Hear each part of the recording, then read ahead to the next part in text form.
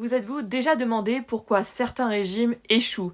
Pourquoi, malgré tous vos efforts, vous finissez par craquer et abandonner vos objectifs de perte de poids? La réponse pourrait vous surprendre, c'est peut-être parce que vous vous privez trop. Contrairement à ce que l'on pourrait penser, se priver totalement n'est pas la clé d'une perte de poids réussie. En réalité, s'accorder des plaisirs alimentaires de manière réfléchie peut être bénéfique pour atteindre et maintenir un poids durable. Tout d'abord, il faut comprendre que notre cerveau est programmé pour rechercher le plaisir. Lorsque nous nous privons complètement de nos aliments préférés, nous créons un sentiment de manque qui peut rapidement se transformer en obsession. Cette obsession peut conduire à des épisodes de surconsommation, voire à des troubles du comportement alimentaire. De plus, la privation totale peut avoir des effets néfastes sur notre métabolisme. Des études ont montré que les régimes trop restrictifs peuvent ralentir notre métabolisme de base, rendant la perte de poids plus difficile à long terme. Notre corps, face à ce qu'il perçoit comme de la famine, cherche à conserver ses réserves énergétiques. Mais alors, comment intégrer les plaisirs dans une démarche de perte de poids? La clé réside dans la notion d'équilibre et de modération. Il ne s'agit pas de manger tout ce que l'on veut, quand on veut, mais plutôt d'inclure de manière contrôlée des aliments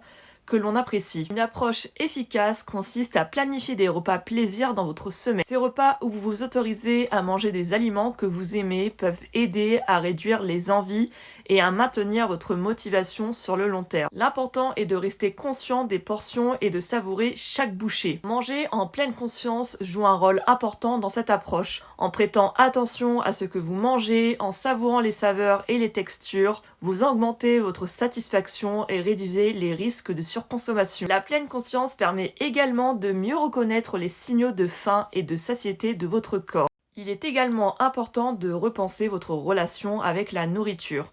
Au lieu de catégoriser les aliments comme bons ou mauvais, essayez de les voir comme faisant partie d'un ensemble équilibré. Cette perspective peut réduire la culpabilité associée à certains aliments et favoriser une approche plus sereine de l'alimentation. La perte de poids va bien au-delà de la simple gestion des apports alimentaires. Votre état émotionnel et mental est tout aussi important dans cette démarche. S'accorder des plaisirs alimentaires peut significativement réduire le stress et l'anxiété souvent liés au régime trop strict. En intégrant des aliments que vous aimez de manière réfléchie, vous favorisez un équilibre psychologique propice à une démarche de perte de poids sereine et durable.